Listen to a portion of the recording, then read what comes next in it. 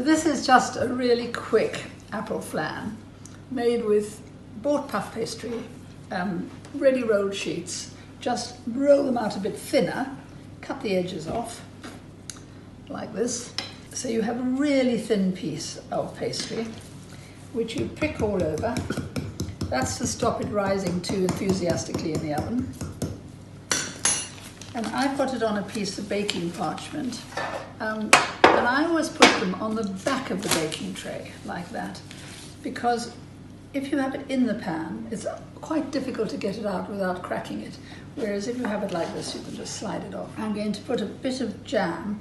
This is actually red apple jelly and medlar jelly. Medlar being a kind of, well, I think it's probably related to the apple, but quite a sour version of the apple. A little bit, not much, but just a bit of sweetness underneath the apple. And then I'm going to cover it with apples.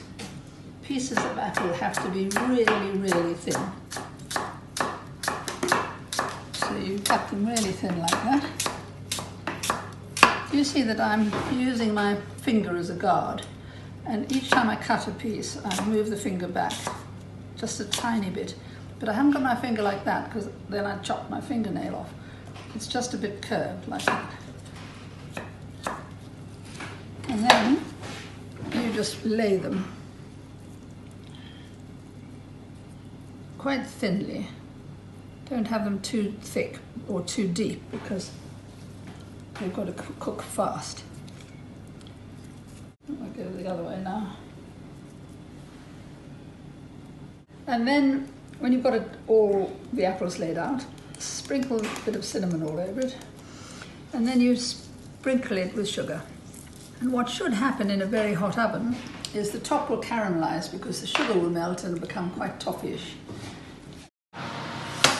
So that's our instant apple flan, very thin and crunchy. I think it will be delicious, especially with loads of cream.